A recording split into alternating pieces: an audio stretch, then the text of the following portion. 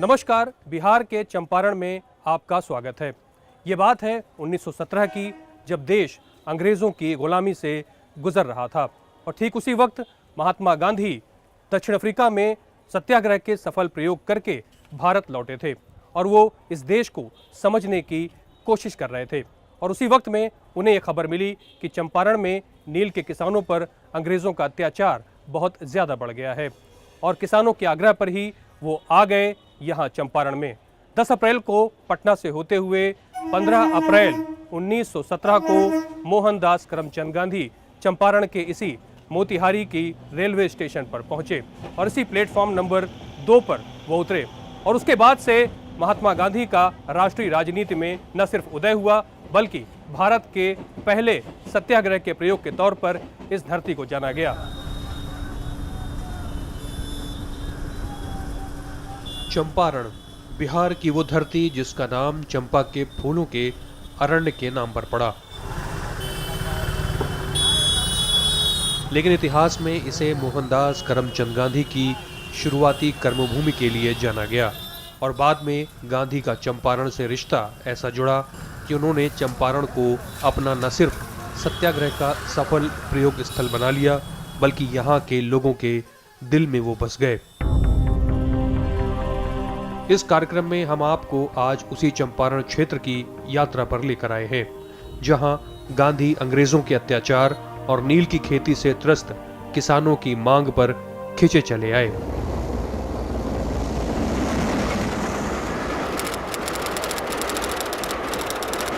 वो दिन 15 अप्रैल 1917 का था और समय था दोपहर 3 बजे, जब मोहनदास करमचंद गांधी मोतिहारी के इसी रेलवे स्टेशन के प्लेटफॉर्म नंबर 2 पर उतरे थे। स्टेशन पर गांधी के स्वागत के लिए चंपारण उमड़ आया और उनकी आंखों में उम्मीद थी कि दक्षिण अफ्रीका में अंग्रेजी हुकूमत के खिलाफ सत्याग्रह का सफल आंदोलन चला चुके गांधी यहाँ भी उन्हें तकलीफों और अत्याचार से उबार लेंगे।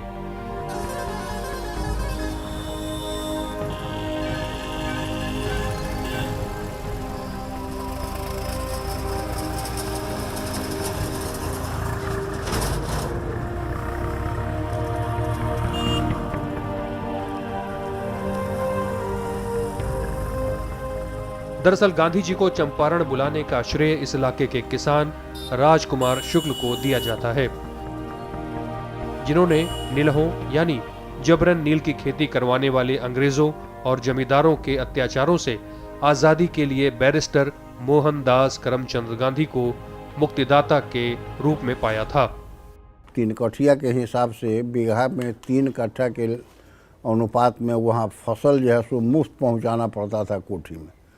तो वही शुक्ल जी ने कहा कि भाई घड़ारी बेलगान बेतिया थी रामनगर राज की ज़मीन है और वो हमसे रेंट नहीं लेता है, तो उसका पट्टेदार जो ज़मींदार है एमन, वो कैसे उसको हम कह देंगे। इसी पर एमन साहब अपने आदमियों के साथ आया शुक्ल जी पर, चमड़े के कोड़ा से एक आध को कोड़ा चला दिया और इसी के प्रतिशोध में कि साहब जब तक अंग्रेज यहाँ चंपारण में रहेंगे हम अपने ही जगह पर तब तक नहीं आएंगे जब तक इनको हम निकाल बाहर नहीं करेंगे। दरअसल राजकुमार शुक्ल के योगदान को जानना इसलिए भी जरूरी है क्योंकि गांधी जी को चंपारण बुलाने के लिए वो बिहार के प्रतिनिधि मंडल के साथ दिसंबर 1916 में लखनऊ में हुए कांग्रेस के 31वें अधिवेशन में पहुंच गए, जिसमें गांधी के साथ नेहरू, तिलक जैसे बड़े नेता भी मौजूद थे। शुक्ला जी की इस डायरी में दर्ज है कि कैसे ये सभी किसान प्रतिनिधि गांधी जी को चंपारण लाने की हर संभव कोशिश के तहत मना रहे थे। अधिवेशन में चंपारण के किसानों के शोषण के खिलाफ प्रस्ताव तो पारित हुआ, लेकिन इससे कोई खास बात नहीं बनी।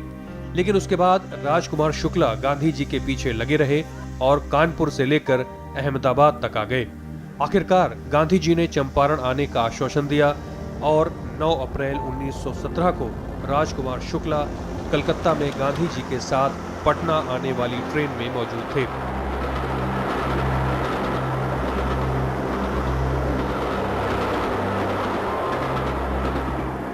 गांधी जी ने राजकुमार शुक्ल के बारे में लिखा कि उस अनपढ़ और निश्चयवान किसान ने मुझे जीत लिया।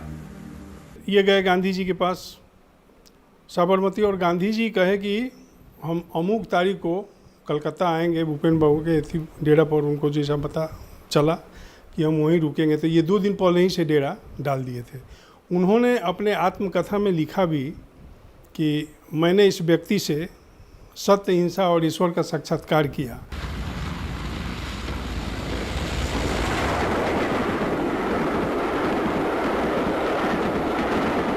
गांधी जी 10 अप्रैल को पटना पहुंचे और डॉक्टर राजेंद्र प्रसाद के यहाँ रुके। वहां से मुजफ्फरपुर होते हुए वो 15 अप्रैल को मोतिहारी पहुंच गए। लेकिन मोतिहारी पहुंचते ही अंग्रेजों ने उन्हें इलाका छोड़ देने की चेतावनी दे दी। पर पेशे से वकील गांधी चाहते थे कि गिरफ्तारी अगर होनी है तो चंपारण में हो, ताकि जनता को इससे डर न लगे। इसी दिन गांधी जी को सूचना मिली कि निलहे जमींदारों ने मोतिहारी के जसौली पट्टी गांव में नील की खेती का विरोध करने पर एक किसान को बुरी तरह पीटा है, तो वे 16 अप्रैल को हाथी पर सवार होकर गांव की ओर निकल पड़े। पर रास्ते में चंद्रहिया में ही उन्हें दरोगा ने डीएम से मिलने का संदेश दे दिया। स्थिति को समझते हुए गांधी ने वकीलों को गांव रवाना किया और जब लौटे तो उन्हें 144 के उल्लंघन का नोटिस मिल गया। यह तय हो गया कि 18 अप्रैल 1917 को एसडीओ जॉर्ज चंद्र की कोर्ट में गांधी पर मुकदमा चलेगा। लेकिन इस दिन कोर्ट में हाजिर होने के लिए गांधी के साथ 2000 से अधिक लोग पहुंच गए। भीड़ इतनी कि अदालत में जज को पुलिस की मांग करनी पड़ी। अदालत में दिए बयान में गांधी ने कहा कि चंपारण में वे शांतिपूर्ण किसान और निलहों के बीच मामलों की जांच के लिए आए हैं। अंग्रेज हुकूमत कह रही थी कि अगर गांधी यहां से चले जाए तो मुकदमा खत्म हो सकता है, लेकिन गांधी ने कहा कि वो अपराध स्वीकार करते हैं लेकिन चंपारण नहीं छोड़ेंगे। गांधी ने रिहाई के बदले जमानत देने से भी इनकार किया। चंपारण में गांधी जी की मौजूदगी को लेकर अंग्रेज सरकार लगातार असहज थी। 16 अप्रैल को गांधी जी पर शांति भंग का जो मुकदमा दायर किया गया, 20 अप्रैल होते होते उसे अंग्रेज सरकार को वापस लेना पड़ा। किसानों के लिए ये उनके डर को निकालने का पहला कदम था और गांधी जी के सत्याग्रह की पहली जीत थी। इसके बाद गांधी जी ने 2900 गांवों और लगभग 13,000 नील किसानों का बयान जो दर्ज किया, उसके आधार पर जांच समिति बनाई गई और आखिरकार 1 साल के अंदर ही उस जांच समिति ने इस नील की किसानी को अवैध करार दे दिया, यानी कि किसानों पर अब इस खेती की बाध्यता नहीं रह गई। तो ये दूसरी बड़ी जीत यहाँ पर सत्याग्रह की देखने को मिली। उसके बाद गांधी जी आगे बढ़ते गए और यहाँ चंपारण पर जीत की इबारत को लिखते गए। मोतिहारी में जिला परिषद के परिसर में स्थित गांधी संग्रहालय का ये वही स्तंभ है जहां वो अदालत थी जिसमें गांधी पर मुकदमा चला।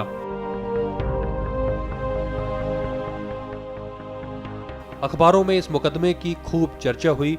बाद में अंग्रेजी हुकूमत ने स्थिति को भांपा और फिर गांधी जी को सूचना मिली कि 20 अप्रैल को उन पर से मुकदमा हटा लिया गया है।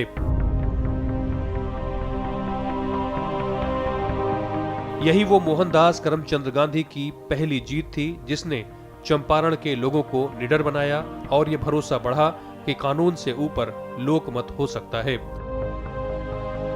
गांधी ने इस घटना के बारे में बाद में लिखा कि अंग्रेज अधिकारियों ने स्वयं अंग्रेजी राज व्यवस्था पर ही ये मुकदमा चलाया जिसमें भारत की जीत हुई। सरकार ने 21 तारीख को केस विड्रॉ कर लिया, कहा कि गांधी जी पर केस विड्रॉ कर लिया और कहा कि जो भी इंक्वायरी करते हैं उसमें आप सब सहयोग करो। फल फलाफल हुआ, जब इंक्वायरी बैठी कमेटी तो 8000 किसानों ने बयान दिया और 21 तारीख की घटना के बाद चंपारण के किसान निडर हो गए, निर्भीक हो गए।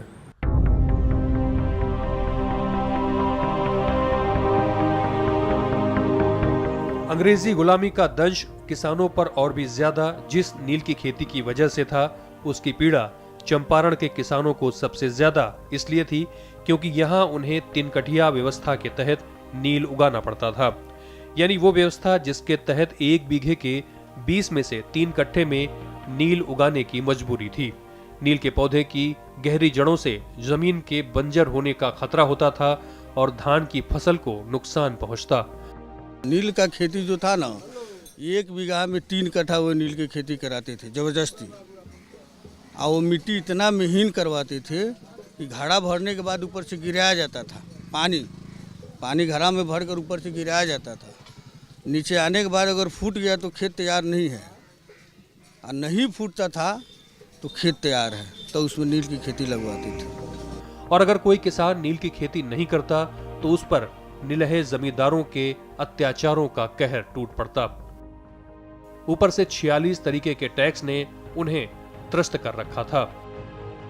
उनका विद्रोह इस बात को लेकर था, जो 46 तरह के इलीगल टैक्सेज किसानों से इंडिगो कंसर्न वाले लेते थे। अब उनको उनके घर पर में कटहल हुआ तो उनको कटहल पहुंचाना है, उनके घर में आम हुआ तो आम पहुंचाना है। यदि किसी नीले को घाव हो गया तो घवी टैक्स लेते थे किसानों से। यदि किसी को हवा गाड़ी मतलब मोटर गाड़ी खरीदनी है तो वो खरीदने थे। यहाँ तक कि किसान खुद के अपनी बेटी का शादी नहीं कर सकते थे। कपड़ों को रंगने वाली नील की जड़ें ईस्ट इंडिया कंपनी के जमाने की थीं। 1788 तक ब्रिटेन आने वाली नील में भारत का हिस्सा 30% था, जो 1810 तक 3 गुना बढ़कर 95% हो गया। कई ब्रिटिश अफसरों ने नौकरी छोड़ दी और कर्ज लेकर नील के बागान लगाए। किसानों पर अत्याचार के बारे में बंगाल के डिप्टी मजिस्ट्रेट रहे ईडी लाटूर ने लिखा कि मानव रक्त से रंजित हुए बिना नील की कोई गांठ इंग्लैंड नहीं पहुंचती है। चंपारण में नील के किसानों को लेकर विद्रोह हुआ था और किसान इसकी खेती नहीं करना चाहते थे। हम आपको आज दिखाते हैं कि नील का असल में खेती है क्या। नील का पौधा, ये एक नील का पौधा है, देखिए इसी चंपारण बेतिया के इलाके में, और ये इस तरह के ये इसके बीज निकलते हैं और इन बीजों को ही प्रोसेस करके उसके बाद इसमें इन काले बीजों को उसके बाद नील की जो है वो प्रोसेसिंग होकर और नील बनाई जाती थी। तो ये वो एक महत्वपूर्ण मुद्दा था जो यहाँ पर उठा, और उसके बाद जब गांधी जी आए तो नील की इस खेती से यहाँ के किसानों को आज़ादी मिली।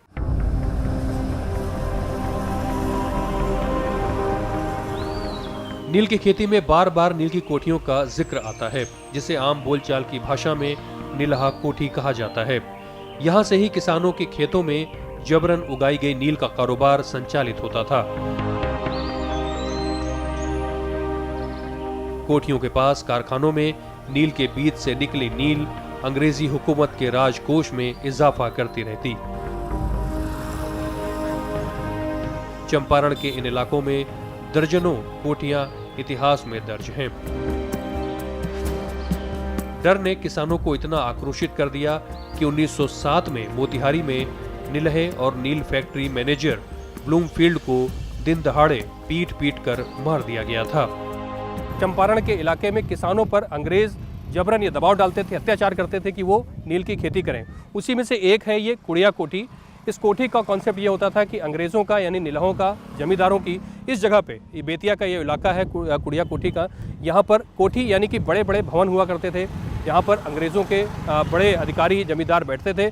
यहीं अत्याचार किए जाते थे नील के किसानों पर, और उनके कई अत्याचारों की जो दास्तान है वो इतिहास में दर्ज है। ये हालांकि यहाँ पर फिलहाल कुछ भी दिख नहीं रहा, खंडहर भी यहाँ पर मौजूद नहीं है, लेकिन एक समय में यहाँ पर कोठी हुआ करती थी। यही वजह है कि इसे कुड़िया कोठी का नाम दिया गया। और महात्मा गांधी से जुड़ा हुआ ये मामला है। महात्मा गांधी इस कुड़िया कोठी के इलाके में आए, यहाँ एक सिंघा छपरा इलाके में महिलाओं से दुर्व्यवहार हुआ और इसी रास्ते से वो उस गांव में उस व्यथा को सुनने के लिए गए। तो अपने आप में एक ऐतिहासिक दस्तावेज है।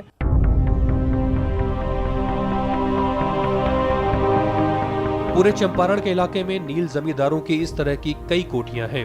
पश्चिमी चंपारण के बिल्हा में स्थित अंग्रेजों की बिल्हा कोठी का अंग्रेज मैनेजर ACMN आज भी इस इलाके में लोगों की जुबान पर दहशत का नाम है। इस कोठी के मौजूदा मालिक और एक्टर मनोज वाजपेयी के पिता 1917 में ACMN और गांधी जी की मुलाकात के बारे में बताते हैं।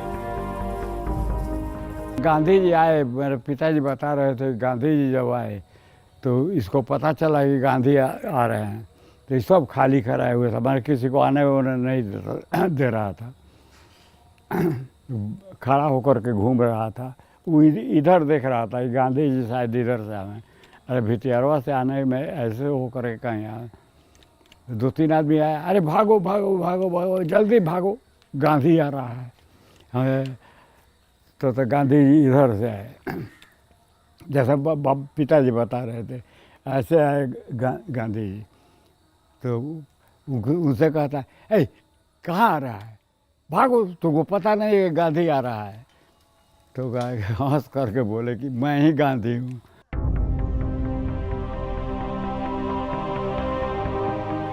पूर्वी चंपारण में पिपरा कोठी के साथ तुरकौलिया भी ऐसी ही जगह थी जहां कोठी से नील कारोबार संचालित होता था। 200 साल पुराना नीम का ये पेड़ तुरकौलिया के उन किसानों की तकलीफों का गवाह है जो अंग्रेजी हुकूमत का कहना नहीं मानते थे। चंपारण इलाके के किसानों के मन में विद्रोह था और वो नील की खेती नहीं करना चाहते थे। आज भी यहाँ के गांवों में आपको नील की खेती को लेकर दिलचस्प किस्से सुनने को मिल जाएंगे, जो ये साबित करने को काफी हैं कि भीतर से निडर किसानों को गांधी के यहाँ आने से कितना बल मिला। हम लोग नील को भूंज दो, आ जा छीट दो, भूंज छीट दो, आवे घोड़ा पर साहेब बड़का घोड़ा पर टोप पहन के आवे आ देखे खेतवा में लोग छीट ले, बाकी ना तो छीट रहे भूंजा रहे तो जामो कटी, तो घूम के चल जाए, जामल न रहे तो मनोगरा ओकर खुशामद रहे। कहे कि हजूर वहाँ का माटी बहुत कड़ी है, इसलिए वहाँ नहीं होता है। तो अंग्रेज बहुत परेशान रहते थे कि क्या बात है, कोई ऐसा था किसी उसको मालूम नहीं होता। इसलिए गांधी जी ने महसूस किया कि यहाँ के लोग नीडर हैं, निर्भीक हैं और जागरूक हैं। चंपारण पहुंचे गांधी ने नील किसानों की इसी समस्या को बखूबी समझ लिया और उन्होंने तय किया कि किसानों के बयान लिए जाएं और कानूनी तरीकों से इन्हें दर्ज करके अंग्रेजी हुकूमत की अदालत में ही नील की प्रथा को चुनौती दी जाए। मोहनदास करमचंद गांधी के सत्याग्रह में बेतिया का भी बहुत अहम योगदान था। बेतिया आज के समय में पश्चिमी चंपारण का इलाका है, लेकिन उस दौर में चंपारण के इस इलाके में जब गांधी जी आए तो इसी हजारीमल धर्मशाला में रुके। ये वो जगह थी जो केंद्र बन गई थी किसानों की गवाही की, यानी कि नील के खिलाफ जो किसानों का आंदोलन था उसके लिए किसान यहाँ गवाही दे रहे थे और गांधी जी की सरपरस्ती में उन गवाहों को नोट किया जा रहा था और अंग्रेज सरकार के खिलाफ रणनीति तैयार की जा रही थी। उनके साथ यहाँ पर कई बड़े नेता भी मौजूद थे जिन्होंने इस नील की खेती के खिलाफ आंदोलन में एक बड़ी भूमिका निभाई थी।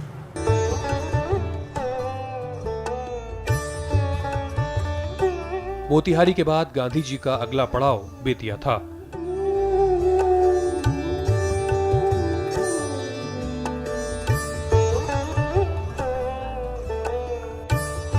यहाँ वो हजारीमल धर्मशाला में रुके। बेरुखी से बदहाली के बाद आज पूरी तरह खंडहर हो चुकी इसी ऐतिहासिक धर्मशाला में 5000 किसानों ने राजकुमार शुक्ला की अगुवाई में गांधी जी के सामने निलहों के जुल्मों के खिलाफ गवाही दी। चंपारण में आने के बाद यहाँ पर कोई भी व्यक्ति उनको ठहराने के लिए तैयार नहीं था, इसलिए कि अंग्रेजों के खिलाफ महात्मा गांधी की लड़ाई थी। ऑनरी मजिस्ट्रेट थे हजारीमल जी और अंग्रेज के ज़माने में एक काफ़ी मजबूत व्यक्ति थे, इसलिए इन्होंने महात्मा गांधी को अपने धर्मशाला में ठहराया। गांधी जी ने पूरे चंपारण में घूम घूम कर किसानों और नील जमींदारों के बयान लिए। जून 1917 में गांधी जी समेत 7 सदस्यों की चंपारण एग्रेरियन कमेटी का गठन किया गया। इस कमेटी की बैठकों की गवाह मोतिहारी की जिला परिषद में मौजूद ये विशालकाय मेज आज भी मौजूद है, जिस पर कई दौर की वार्ताएं हुई थीं। इस कमेटी के प्रतिवेदन पर 4 मार्च 1918 को तिनकठिया प्रणाली को समाप्त कर दिया गया और किसानों से अवैध रूप से वसूले गए धन का 25% वापस कर दिया गया। बाद में 1919 में चंपारण एग्रेरियन अधिनियम पारित किया गया, जिससे किसानों की स्थिति में सुधार हुआ। सरकार ने कहा कि गांधी जी जहाँ जहाँ इंक्वायरी करते हैं उन सब जगहों तुम मदद करो, और उसके बाद उस इंक्वायरी शुरू हुई और इंक्वायरी तब इसके बाद इंक्वायरी हुई जिसमें फलाफल हुआ। ये सारे बातें अंग्रेजों के बाद झूठ पाए गए और ये किसानों के बाद सही पाए गए। मोहनदास करमचंद गांधी 1917 में कुछ दिनों के लिए ही चंपारण आए थे, लेकिन फिर यहाँ वो एक तरीके से बस गए। लेकिन गांधी जी ने ये साफ समझ लिया कि चंपारण के साथ अगर देश को आजादी दिलानी है तो लोगों में शिक्षा का प्रसार करना होगा। गांधी जब चंपारण के इलाके में पहुंचे तो उन्हें यहाँ के लोगों में 2 कमियां दिखाई दी। पहली साफ सफाई की कमी और दूसरी जागरूकता यानी शिक्षा की कमी। इसी शिक्षा की कमी को दूर करने के लिए महात्मा गांधी ने यहाँ पर बुनियादी विद्यालयों की नींव को डाला और ये 3 बुनियादी विद्यालय स्थापित किए गए, जिसमें से कि पहला 13 नवंबर 1917 को मोतिहारी के बड़हरवा लखनसेन में उस विद्यालय की स्थापना की गई। दूसरा विद्यालय की स्थापना भीतिहरवा में की गई। इन विद्यालयों की जो संकल्पना थी वो ये कि लोगों को स्वावलंबी बनाया जाए। इसकी वजह से स्कूलों में चरखा चलाने जैसे कार्यक्रमों को चलाया जाता था।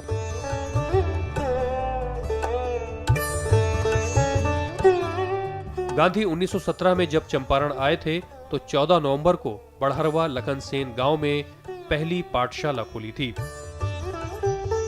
इसी तरह भीतिहरवा आश्रम में 20 नवंबर को दूसरी और उसके बाद वृंदावन, मधुबन, शेख धुरवा और रानीपुर में भी एक बुनियादी पाठशाला स्थापित की गई। बाद में गांधी जी की प्रेरणा से चंपारण के इलाके में ऐसे 400 से ज्यादा बुनियादी स्कूल खोले गए। इन स्कूलों में शिक्षा के साथ स्वास्थ्य, सफाई और स्वावलंबन की जानकारी दी जाती थी।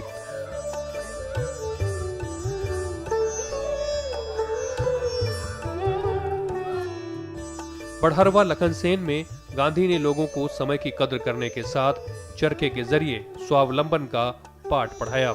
हालांकि आज उसी गांधी की विरासत देखरेख के अभाव में धूल धूसरित हो रही है। ये राजकीय मध्य विद्यालय था पहले गांधी जी के नाम से। आज ये 2015 में उत्क्रमित होकर के हाई स्कूल हो गया है। यहाँ 1 से 10 तक के बच्चों की पढ़ाई होती है, लेकिन सबसे बड़ी बात है कि यहाँ शिक्षकों की बहुत कमी है। मात्र 4 शिक्षक हम लोग हैं, किसी तरह इस विद्यालय को चला रहे हैं। इन बुनियादी विद्यालयों को खोलने के पीछे बड़ी सोच काम कर रही थी। गांधी जी ने यूं तो कहीं भी अपने नाम कोई संपत्ति या घर नहीं बनाया, लेकिन चंपारण में स्थानीय लोगों को ये भरोसा दिलाने के लिए कि वो उनके बीच रहकर ही काम करेंगे, उन्होंने भीतिहरवा आश्रम की स्थापना की, जिसकी रजिस्ट्री तब गांधी जी के नाम पर हुई थी। गांधी जी स्वावलंबन को जीवन का सबसे जरूरी हिस्सा मानते थे और यही वजह है कि दक्षिण अफ्रीका में उन्होंने फिनिक्स और टॉल्स्टॉय आश्रम की स्थापना की और भारत आने के बाद गुजरात के अहमदाबाद में साबरमती आश्रम की स्थापना हुई। और इसी क्रम में जब वो चंपारण पहुंचे तो 1917 नवंबर महीने में यहाँ भीतिहरवा में आश्रम की स्थापना हुई। यानी ये वो जगह जहाँ सभी लोग स्वावलंबन के जरिए जीवन के ज़रूरी चीज़ों का इस्तेमाल और उसका उत्पादन खुद कर सकें। और यही वो जगह है जहाँ कस्तूरबा गांधी 6 महीनों तक रहीं, स्थानीय लोगों को पढ़ाया, उन्हें स्वास्थ्य के बारे में जागरूक किया और उनका चलाया हुआ स्कूल आज भी यहाँ भीतिहरवा में चल रहा है।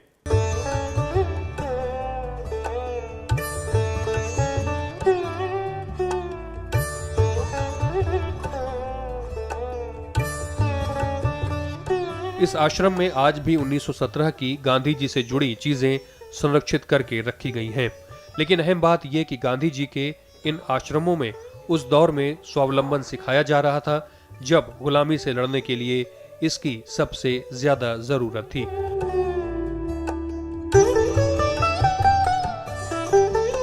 गांधी ने चंपारण की धरती पर आने के कुछ ही दिनों बाद अपना काठियावाड़ी वस्त्र छोड़ा और धोती धारण की। वहाँ पर जब ये लोग सैनिटेशन और का वर्क कर रहे थे, जब ये गांव के महिलाओं को सफाई सुथरा के बारे में समझा रहे थे, तो कस्तूरबा गांधी ने देखा जो एक महिला कई दिनों से एक ही तरह की कपड़ा पहनी हुई है, एक ही साड़ी पहनी हुई है। तो उसने रात में खाते समय में कस्तूरबा को कहा जो तुम क्यों नहीं उस महिला को समझाती हो जो प्रत्येक दिन स्नान करके एक नया कपड़ा पहने। तो कस्तूरबा नेक्स्ट डे गई और उस महिला के पास में गई जो तुम क्यों नहीं कपड़ा बदलती हो। तो महिला कस्तूरबा का ये बाँह पकड़ ली और बाँह पकड़ के अपने घर में ले गई और उसने कहा देखो मेरे घर में कोई पेटी, कोई झप्पा, कोई भी संग्रह का चीज़ नहीं है, मेरे पास में यही एक साड़ी है, तुम क्यों नहीं महात्मा से कहती हो जो मुझे एक और साड़ी दिला देंगे। गांधी जी इन आश्रमों में पढ़ाई लिखाई और संचालन के लिए अपने साथ गुजरात और महाराष्ट्र के सहयोगियों को भी लाए, जिन्होंने चंपारण में आश्रम और स्कूलों के संचालन में अहम भूमिका निभाई थी। गांधी जब जी शुरू में आए तो उनके साथ भी कुछ गुजराती लोग भी आए थे। उसके बाद गांधी जी तो थोड़ा कुछ काम किए, स्कूल वगैरह जो स्थापना किए, जो भी किए करके वो चले गए। लेकिन कुछ गुजराती, जिसमें हमको एक आदमी का नाम याद है जो कि यहाँ मधुबनी में खादी का बहुत बड़ा आश्रम है, और वो मथुरा भाई करके थे गुजराती, उन्होंने उस आश्रम का स्थापना किया। हालांकि बाद में इन स्कूलों की ना तो देखरेख हुई और ना सरकारें इसे लेकर गंभीर साबित हुई। खुद महात्मा गांधी ने अपनी आत्मकथा में लिखा कि वो कुछ समय तक चंपारण नहीं जा सके और जो पाठशालाएं चल रही थीं वो एक एक कर बंद हो गईं। नील की खेती के खिलाफ जो चंपारण विद्रोह के कगार पर बैठा था, उसके लिए सत्याग्रही गांधी एक चिंगारी साबित हुए और अंग्रेजों को पहली बार एहसास हुआ कि हिंसा का जवाब अहिंसा भी हो सकता है। बहुत बड़ा विद्रोह चल रहा था पिछले 10-12 सालों से, तो लोग इसकी तैयारी में बैठे हुए थे जो कोई एक लीडर आए और इस पूरे आंदोलन को अपना नेतृत्व दे। वहाँ के जो लोकल लीडर्स थे वो नहीं दे पा रहे थे, इसलिए यदि गांधी आए हैं और उनका एक बड़ा समूह उनका समर्थन में खड़ा हुआ है तो ये कोई अप्रत्याशित चीज़ नहीं थी। ये आँच सुलग रही थी बहुत पहले से। इतिहास के मूल्यांकन में गांधी की चंपारण की यात्रा को असल मायनों में देश को जगाने वाला माना गया, जिससे निकली चेतना को वैश्विक स्तर पर स्वीकार किया गया। शांति की दृष्टि से, अहिंसा की दृष्टि से, सत्य के प्रति आग्रह की दृष्टि से गांधी के विचार कितने प्रासंगिक होंगे कितने नहीं, वह वाद विवाद किया जा सकता है, लेकिन गांधी की सर्वव्यापकता और सर्व स्वीकार्यता का मूल तत्व इसी में है कि गांधी स्वयं भी सब कुछ जो श्रेष्ठ है उसे संसार भर से स्वीकार करते हैं।